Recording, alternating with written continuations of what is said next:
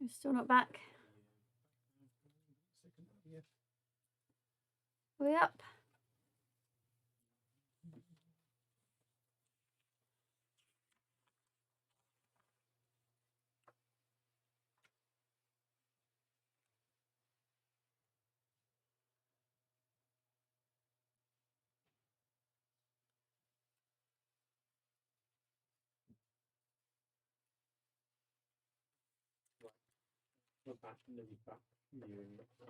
Oh, okay, so yeah, so sorry we dipped out a little bit there. I'll just give people a second or so to rejoin us if you were unfortunately dumped out. So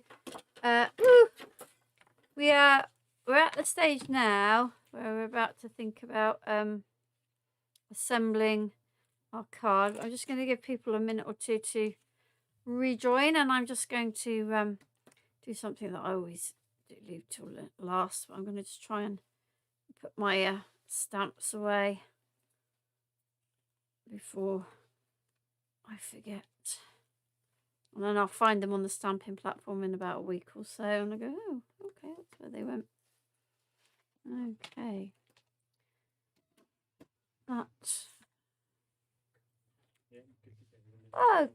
okay then, right, so let's get going again then with the actual project. So what I've done then, and as I cut into that the die cut that we used as a stencil earlier, I'm just sort of deciding where I wanted that on my project, which I think is kind of like that. So I'm just going to put a bit of glue on the leaf parts and to stick this down, and then we can then put on the tag and the sentiment and the flower.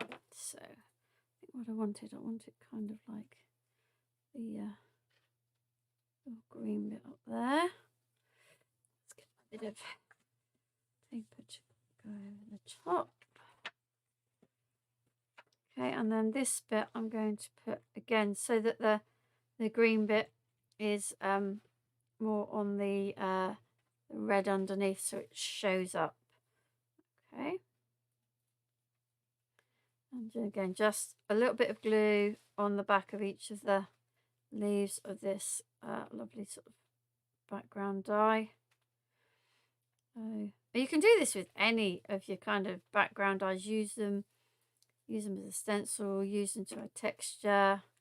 You don't have to keep them whole. As pretty as they look, like you saw on the previous card, they don't have to stay in one whole piece. Right, so the tag is going to go there. As you can see, I've got much lighter on the embellishments today, but that's okay. That's okay. Right, some 3D glue gel. Let's put this on behind the tag just to lift that up a bit. I'm going to put that there. And let's put this on. Actually, no, let's put the flower on first, and then I can see what room I've got for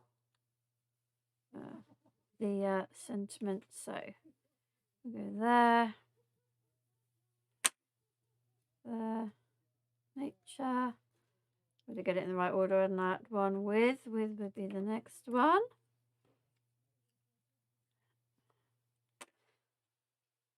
And you can just go at a kind of a slightly off angle. That one with nature. So the one I've done now in the live, as you can see, I've been a bit less heavy-handed, I think, with the ink. But it's still is equally a lovely card, just slightly different. I find, looking at that, I think I was heavier here with the cracked pistachio than I was on this one. So the red here makes the green pop a bit more. But hey, you never get the same when you do inky kind of things like this. You never ever can get the same thing twice. So excellent. That's project 3, showing you the second way to use this gorgeous leaf frame from the Beautiful Garden collection from Precious Mariecki.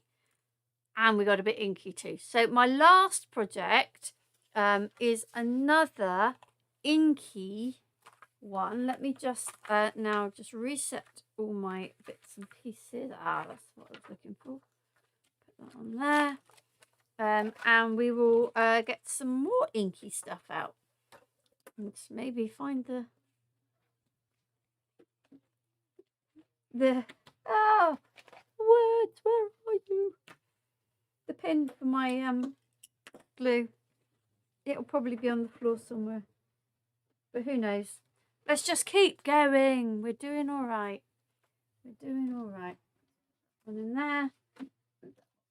Right, so we are on to our last project. This really bright funky card. This kind of safari theme card here. Now I've used, what have I used? So let's have a look. The frame that I've used here is this. It's the wild animals from Amy Design. It's the wild frame from that collection. For the background, I have used this stencil from Creative Expressions, Sue Wilson one called Safari Landscape. And then these, bear with me, what have I done with the pack? These are the, there we go. These are the Hixxycraft Sentiments dies again. And so I've used, because I just thought they seem to just hang so nicely. I've used the Yay, I've used Party, and I've used Good Times. If I can actually grab hold of them. So I've used those 3 to create the sentiment in there. Because I thought it was a really bright and funky card. It was definitely kind of a party feel. So, how are we going to do this? I have created an 8x8 black card base. So I'll put that there. Just need to get rid of some inks from the last one that I don't need. And need the black slip. Right. So I have for this one festive berries, rusty hinge, and mustard seed, and I'm going to use those to create the background, and then I'm going to use black soot to stencil through. So I have a piece of white stamping card. It is bigger than the actual stencil, but that's fine. That's what I kind of need. So we're going to start by creating this background, and I'm just going to grab my brushes. What have we got? That one will do for mustard seed, that one for rusty hinge, and I'm looking for one for festive berries. Or should we use that one for festive berries? So I am going to work sideways, if you like. So I'm going to do yellow to orange to red. Like I said before, red is a really strong pigment, so I tend to kind of leave that one till the end to blend that in. Now I'm getting a piece of kitchen roll because, as you see from the last card, my hands are already inky, and I'm just going to start contaminating with my inky print. So just going to load my brush up and we'll start with mustard seed at this end. And this is such a lovely, bright, really vibrant yellow. Now I am taking it up further than it kind of looks on the card, if you have a look. And that's because you're going to need to blend the orange down into it so that the very bottom is this really bright yellow, but then you get sort of a gradation of the orange going through into it. So I think I was saying before, I think it was today, that I really like these blending brushes for distress oxides, and because you can really load the color onto them, and they, you can really get a lot of color on quite quickly, and because it sits nicely on the surface, you've got this real blendability. So now this might sound weird, but I'm going to turn it round, and I am going to come in from this side with the rusty hinge. So I'm kind of going to go from here and bring it just over the top. You can kind of see, it's easier to see here with how much it moves. You can see kind of the swirls that I'm making. I tend to go round and round because it's then easier. It's easier to remove the kind of lines when you've gone round and round than it is if you've just gone straight. So I'm kind of, again, I'm going up a little bit further than you would think, and then I'm going to just start bringing it down a little bit into the mustard seed. These little white gaps, and then I'm going to bring the mustard seed back up and in, and you can see you start to get that kind of gradation from this sort of really lovely darker orange here into a lighter orange, and then down into the yellow at the bottom. And that is really down to the beautiful blendability of these oxides. I don't find I get contamination of the brush. I don't find that I get contamination of my ink pads. So this sort of method works for me. I'm going to just go across a little bit.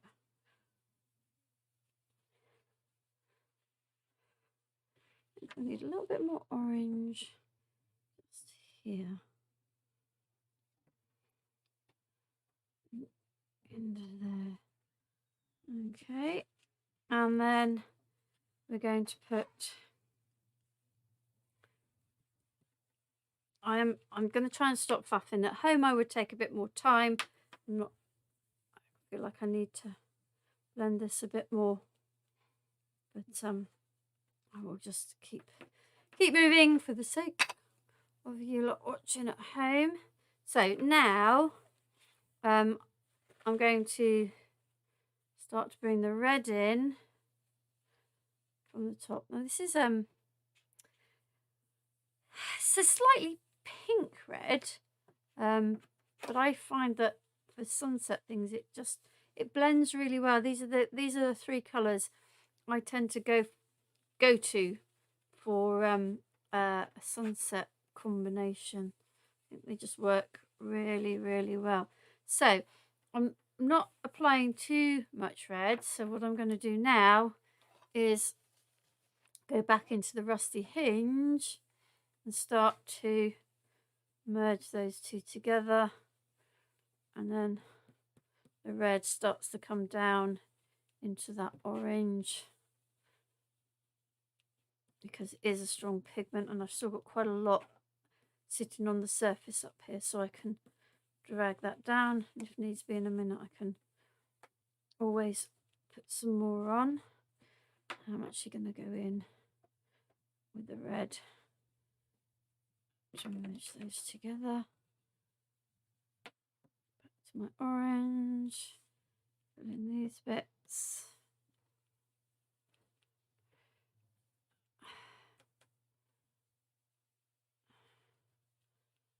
And then back in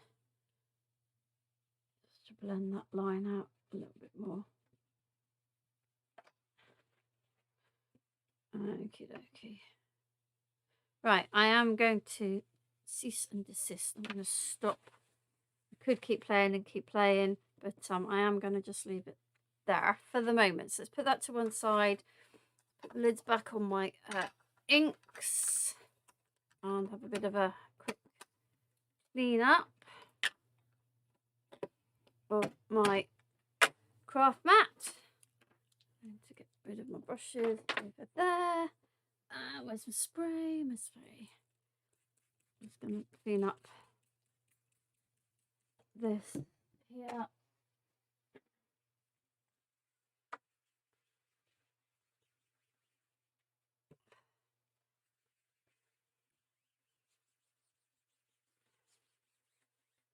Go.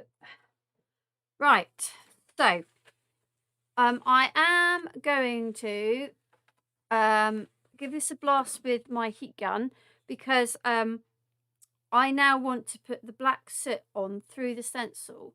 What I don't want to be doing is blending the black soot with the colours underneath. I want it to sit on the top as another layer.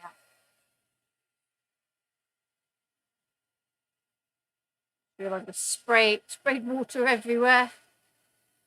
I'm just going to give this a little bit of a blast.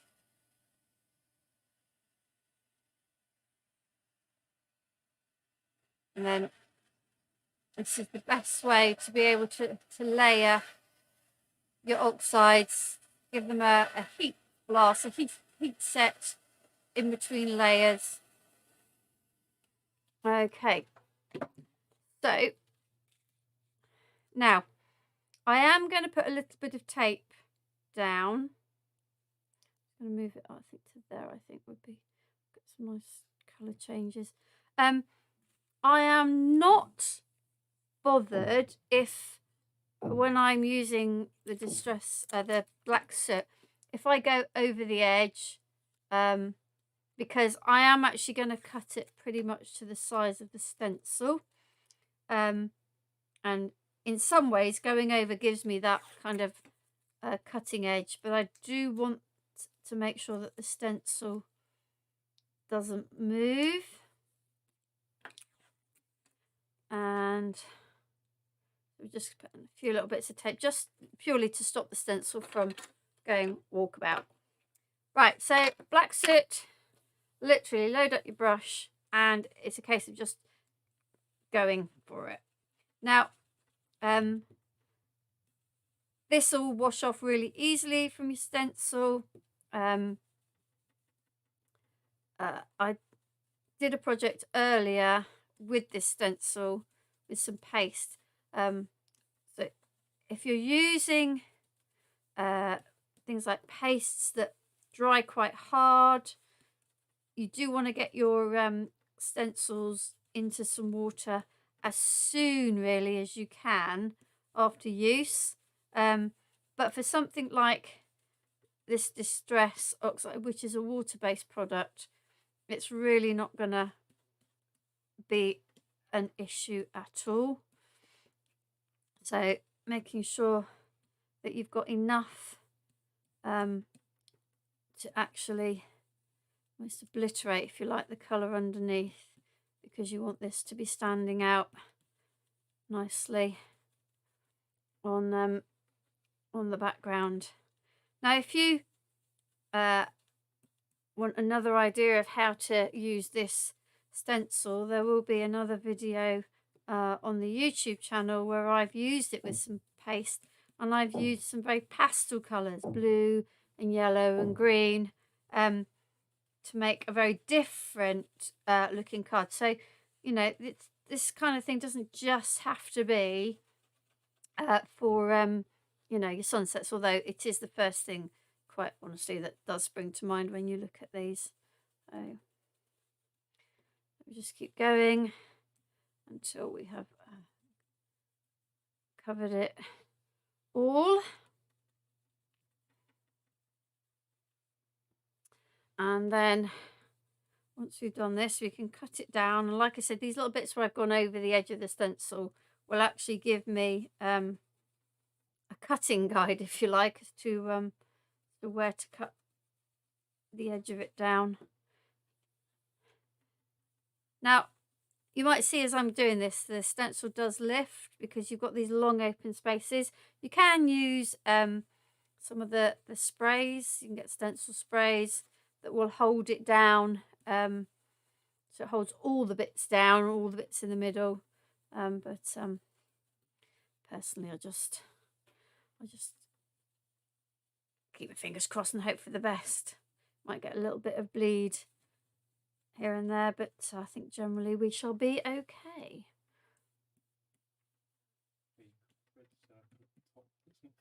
Oh, thank you. Was that you noticed that or somebody else? No. Thank you. It's the sun, that circle thing. It's too busy talking. Too busy talking. Right, okay, so I think I've got that covered. It is going to be an inky mess taking this off, but it is what it is. Bottom bit off. There you go.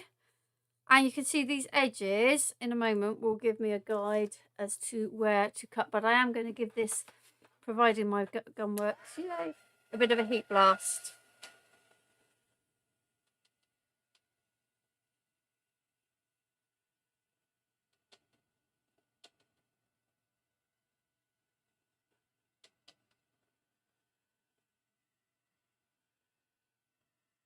And I can see, you might be able to see on the camera, I've got loads of glitter over it from our previous project. Never mind.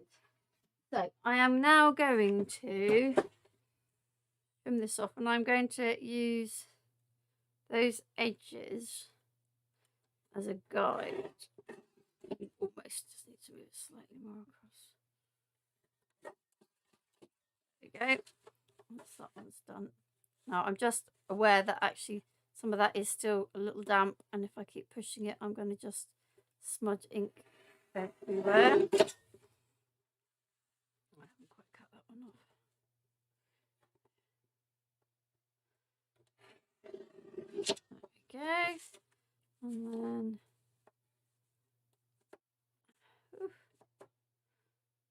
while I'm cutting this bit, I am going to get the bit to cut down that it sits on. It's just a piece of very bright snazzy yellow from my stash. So I'm going to just mark that there and there, and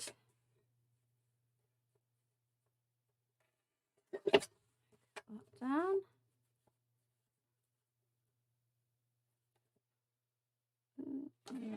Right, so that will sit on there. That way or that way? No, the other way. That way. Right, so that's ready. What else do I need to do then? I need to cut out the frame. This world frame. Excuse me. Okay, so I'm going to cut out the world frame out of black card. Put a bit of tape in the middle. Run that through the machine. I have already cut out the sentiments, so that's already done in my little pot here, ready to go. Let's get rid of bits and pieces while that's going through.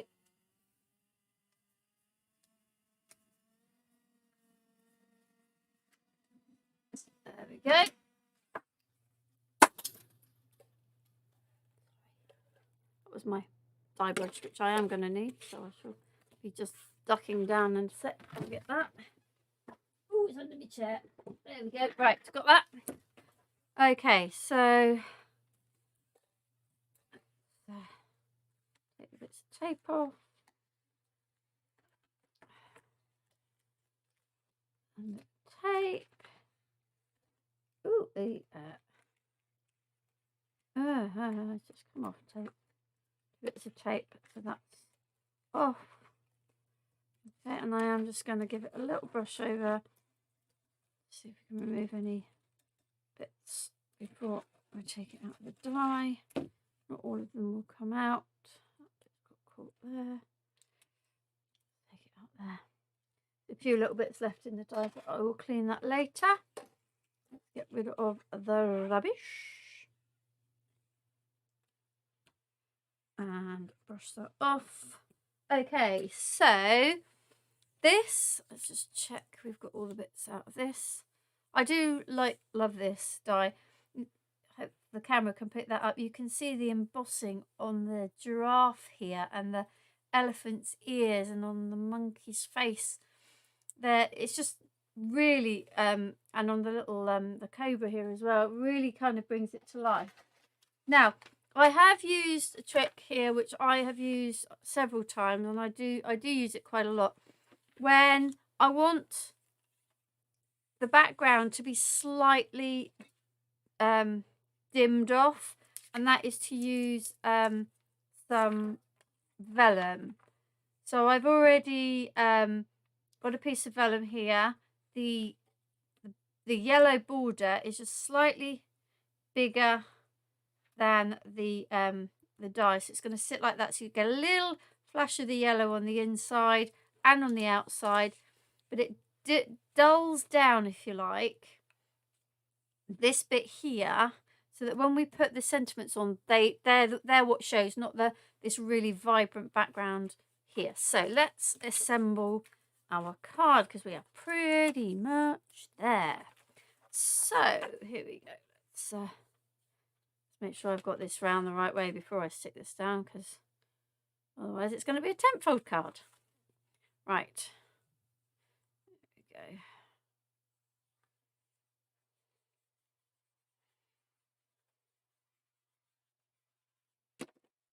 And oh no, I should have stuck the thing to it first. Not to worry, I'm just going to keep going. I am just going to offset that a little bit. I just realised that I should have stuck this to it before I stuck it down. But it's not the end of the world, and we will deal with it.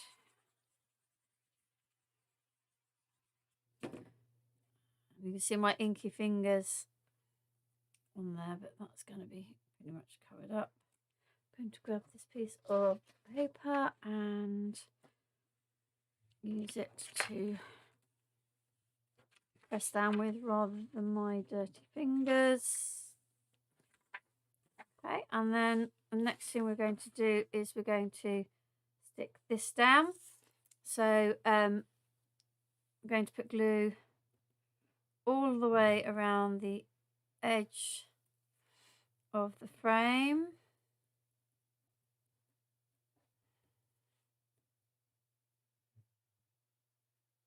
And also on the large parts of the animals. I know this is going on to vellum, but nobody's gonna see it because the whole thing's gonna be stuck onto the card.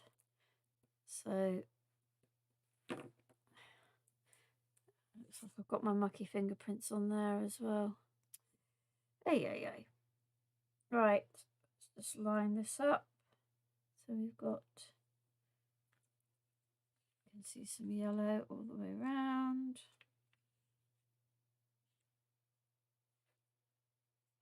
There we go, and then the paper and press that down, and then we're going to stick all of this down onto the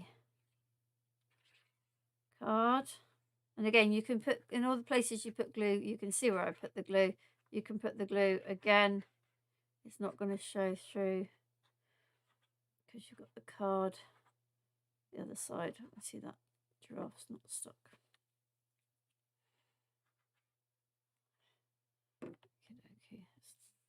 not all completely stuck, but I will get my bit of thing on. So let's put that there and give this a really, really good press down. There we go. Right, so final thing then is to get our little sentiments and some little embellishments on. So I've got my good times, so I've cut that out and backed it with a bit of the yellow. I've got my party, which I'm going to put down here between the cobra and the giraffe, and then the yay between the monkey and the bird. There. Okay, so let's get those stuck. Need my tweezers. Sorry, they're tweezers and they're not tweezers. My apologies. So coming to the end of my day, end of the week. Am I going to do it on there? No, let's do it on this bit here. So party there. And yay. I must admit, that yay is one that I've looked at in the set before and thought, oh, I don't know when I'd use that. But actually, it really jumped out to me. And I thought, that'd be perfect because of the way that the whole thing is. Now, I always find this always messes with my head, right? So I've put things on at an angle, and then I try to put a sentiment on that's straight. So that really does play with my head. So I'm actually going to use some glue gel on the back of that, just because it'll give a better grip on the vellum. Okay, I'm just going to finish it off with some little embellishments down the side. Ooh. Come in, please do. You might not be able to hear that. We've got, so it sounds like someone's, I don't know, trapped in a shaft somewhere, sending Morse code. Oh, right, let's just put these on. These are just some things. These black things I have had in my stash for I don't know how many years. Only every now and again do I find a project that I think, oh, those would work. Which is probably why I've got so many, because I don't find many projects. But they kind of reminded me of the shape of the shields that the oh, and I'm not going to be able to remember the name of the tribe. That's going to annoy me now. But it just reminded me of kind of like a traditional African shield shape, which is why I chose to use those. Right, there we have it. Okay, so this is our funky animal safari, if you like, party card. So we used the wild animals wild frame from Amy Design.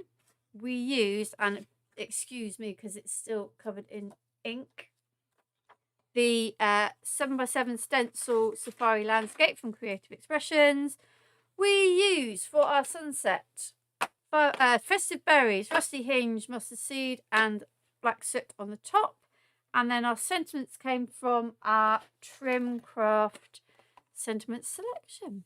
Okay, so 4 projects, all pretty different today. All the videos will be on YouTube on Tuesday. So if you don't, fancy watching the whole of the Facebook Live, then feel free to go over to the YouTube channel. If you do go to the YouTube channel, please subscribe to keep you up to date with everything we do, and like our Hixxy Crafts page so that you get all the updates of when we are next live and when the videos are being put onto our YouTube channel. Thank you ever so much for joining me.